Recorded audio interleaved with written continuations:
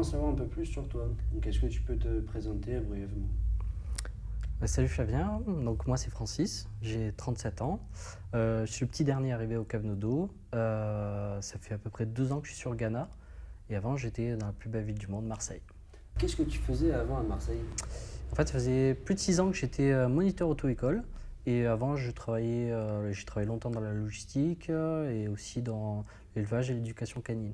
Ah oui, donc ça n'a rien à voir avec le milieu du vin. Ah oui, en effet, rien à voir, mais ça fait des années que je rêvais de devenir caviste et puis j'ai jamais trop osé. Puis là, comme on a tout quitté, je me suis dit, quitte à partir de zéro, autant me lancer là-dedans. Et puis j'ai ouvert la porte des caves Nodo et puis s'en suit une belle rencontre.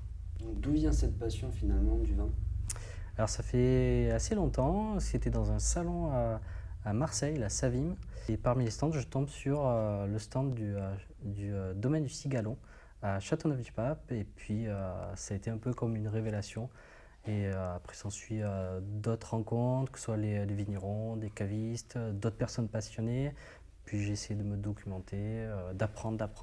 Voilà, la passion a grossi. Donc, pourquoi les caves d'eau?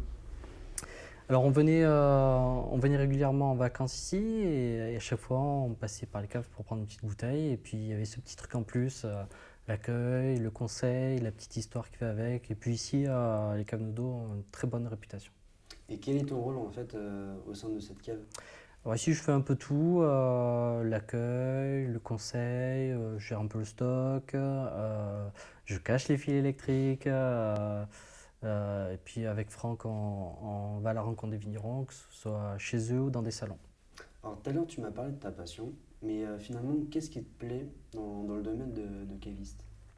Ben, finalement, on fait le lien entre le vigneron et le client, donc on essaie d'avoir cette confiance qui se crée.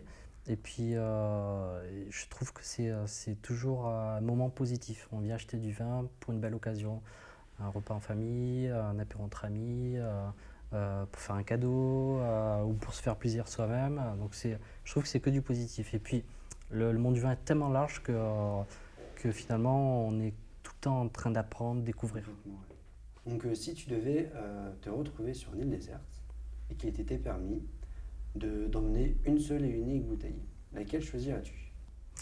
Alors c'est très sentimental, mais pour que la boucle soit bouclée, je vais revenir sur Châteauneuf-du-Pape.